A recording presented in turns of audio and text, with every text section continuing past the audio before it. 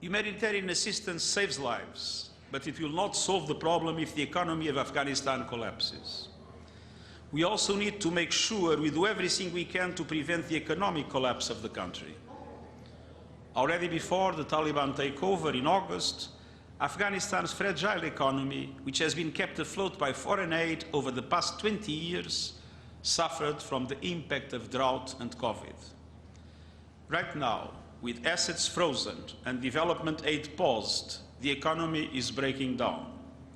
Banks are closing and essential services, such as healthcare, have been suspended in many places.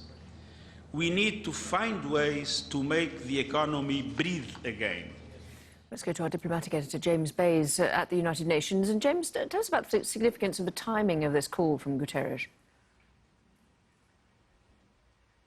Well, the G20 are meeting in an emergency session. It's a video conference with G20 leaders. That's happening in just a matter of hours.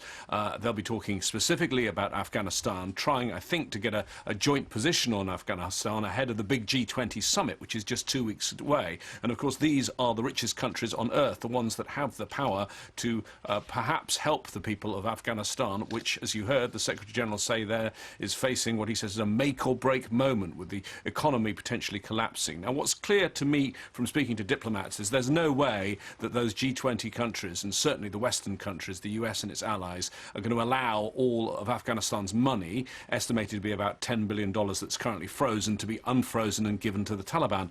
But the UN have another plan, and that is to set up trust funds, trust fund run by the World Bank, for example, or the UN Development Programme, and then the money could go into those trust funds. Those trust funds could then pay themselves for salaries, for vital supplies, rather than the money going to the Taliban. That is certainly the idea that the Secretary-General is going to be pushing. He's going to be attending that G20 meeting. He's got to try and convince the other countries of the G20 to do this. As he says, it's got to happen now. They can't wait any longer because he fears the situation is going to get very much worse soon. James Bays, thank you very much. Well, all this is happening as Taliban officials emerge from high-level talks with US officials and representatives from the EU. Speaking in Doha, Afghanistan's acting foreign minister says his government is entering a new phase in his country's relationship with the rest of the world. A new chapter of the positive relationship with the world was opened. The Doha Agreement in February 2020 between Afghanistan and the United States of America is defined as good relationships. I believe that the full implementation of the Doha Agreement between us and the U.S. can tackle any problems. That is why it is important that both parties remain committed to the Doha Agreements. We want positive relationships with the whole world. We believe that such balanced international relations can save Afghanistan from instability at the same time. Zain Basravi is in the Qatari capital with more.